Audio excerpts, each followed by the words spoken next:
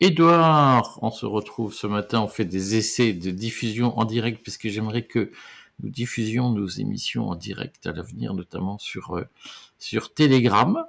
On fait un Si j'étais de Gaulle, et on va parler de la dissuasion nucléaire en France aujourd'hui, et on sait qu'elle est interrogée par les changements de régime, si j'ose dire, imposés par Donald Trump.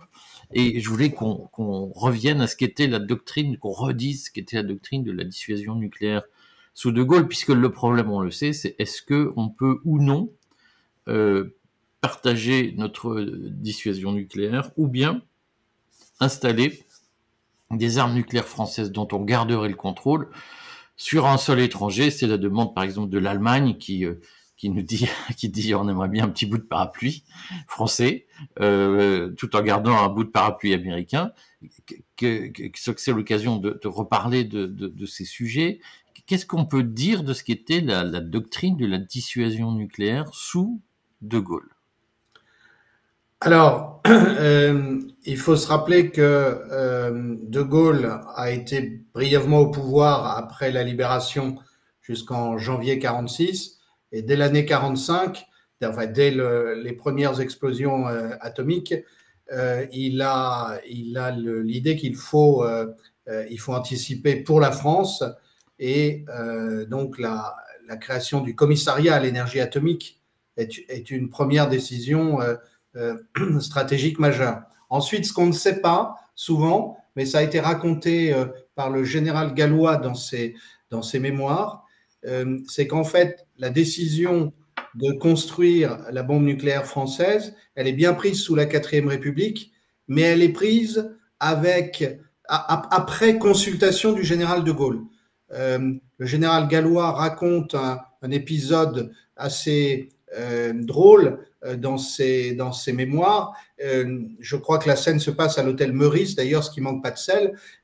Et De Gaulle rencontre Guy Mollet à minuit pour que personne ou quasiment personne ne puisse être au courant.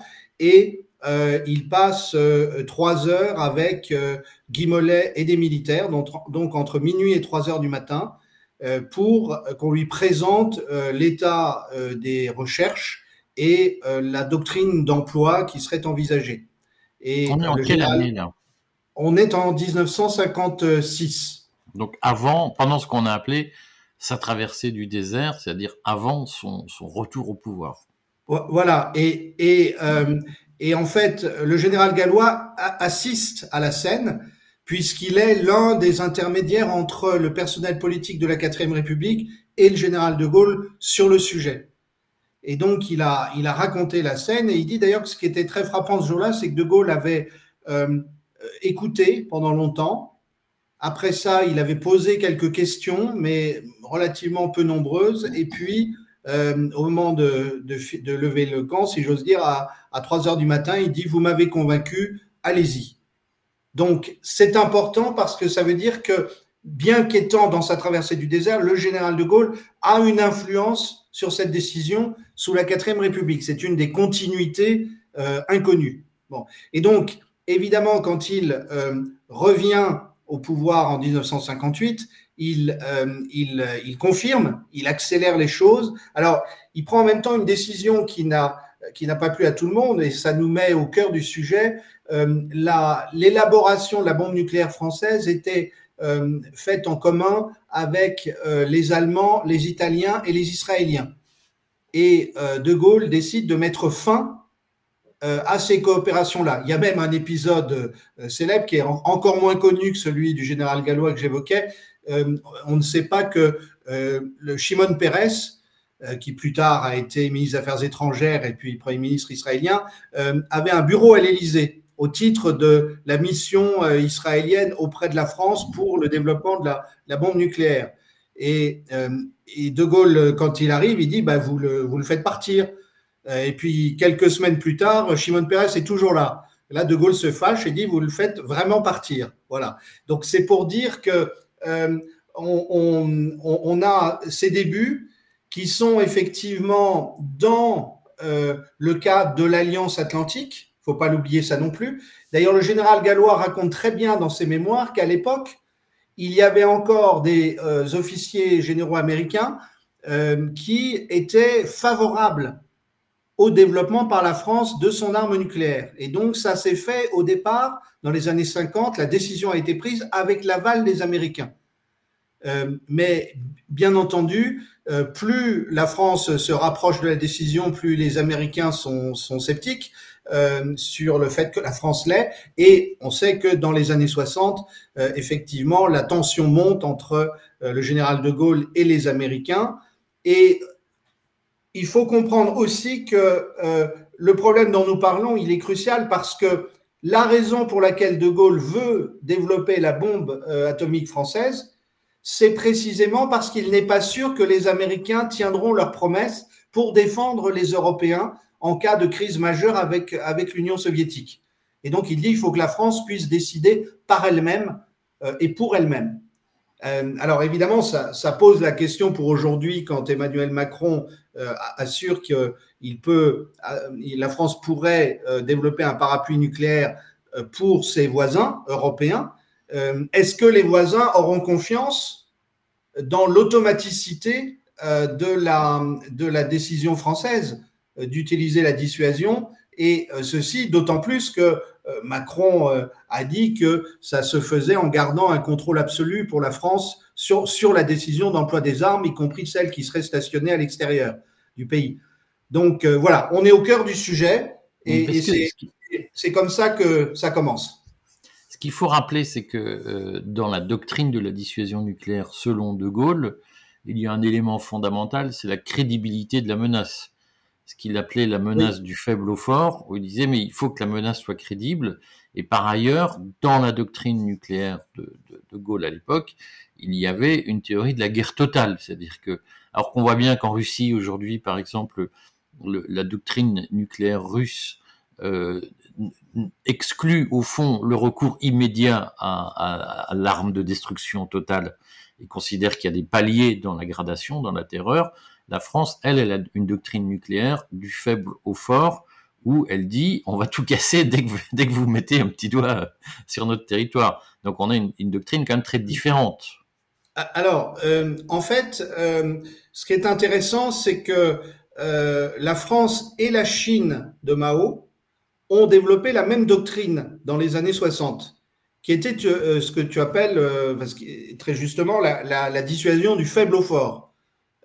Et l'objectif de la France, mais c'est aussi celui de la Chine de manière intéressante, c'est d'être crédible pour faire penser à l'adversaire que s'il s'attaquait au pays, il subirait des dommages qui seraient pour lui non pas simplement douloureux, mais en fait qui pourraient être irrémédiables. Par exemple, la France envisage avec De Gaulle d'être en mesure de détruire 80% du potentiel économique de la Russie, de l'Union soviétique à l'époque, en sachant que ce potentiel se trouve en Europe essentiellement. Et donc, alors, sous Giscard, c'est ramené à 50%, mais peu importe les chiffres. L'idée, c'était de pouvoir détruire les grandes villes, menacer de détruire les grandes villes soviétiques et de pouvoir menacer de détruire les principaux sites de production industrielle de manière à ce que l'Union soviétique, si elle avait des velléités d'attaquer, soit hors jeu. Mao a la même attitude vis-à-vis des États-Unis. Il dit, bien sûr, les États-Unis peuvent détruire 300 millions de Chinois, mais ce qui est important pour nous, c'est qu'on puisse détruire 300 millions d'Américains, comme ça il n'y aura plus d'États-Unis alors qu'il y aura encore des Chinois. Bon, alors c'était la formulation de Mao à l'époque, mais le général de Gaulle a à peu près la même formule. Je n'ai plus la date exacte, mais à un moment il dit nous devons être en mesure de menacer l'Union soviétique, de lui détruire 80 millions de personnes, ce qui serait considérable effectivement à l'époque. Et bon, bien sûr, c'est une menace massive avec des armes qui, à l'époque, ne sont pas des armes précises. Ce que De Gaulle anticipait dans certaines de ses déclarations, c'est qu'on arriverait à des armes de plus en plus précises. C'est la raison pour laquelle aussi, d'ailleurs, il a beaucoup insisté, mais il a fallu attendre Mitterrand pour que ça soit vraiment développé, pour qu'on développe des armes nucléaires tactiques. Dans la pratique, quand même, on est aujourd'hui face à des questions qui ne se posaient pas exactement de la même façon à l'époque. Alors, en partie parce que lorsque De Gaulle arrive au pouvoir, la France est encore dans le commandement intégré de l'OTAN. Et ensuite, elle en sort précisément parce que il y a un sujet de souveraineté par rapport aux États-Unis. Et maintenant, nous sommes retournés depuis Sarkozy dans le commandement intégré de l'OTAN. Il aura fallu quand même 40 ans aux Américains pour compter sur un président français servile qui remette en cause cette doctrine. Mais la différence qu'on a aussi par rapport à l'époque, c'est que, au fond, les Américains affirment qu'ils veulent, d'une façon ou d'une autre, retirer leur soutien, ou en tout cas diminuer fortement leur engagement au profit de l'Europe à travers l'OTAN. Et on a des pays européens qui nous disent mais donnez-nous du parapluie nucléaire américain, français. Et comment on répond à cette question? Alors, comment on peut imaginer que le général de Gaulle aurait répondu à cette question? Alors, c'est une question effectivement qui est très neuve par rapport aux années 60, parce que dans les années 60, lorsque le général de Gaulle dit qu'il envisage un système de sécurité européen sans les États-Unis, avec un pôle franco-allemand et un pôle russe, comme il disait, soviétique à l'époque, mais russe. À l'époque, les Allemands de l'Ouest, l'Allemagne n'était pas unifiée, disent on n'en veut pour rien au monde.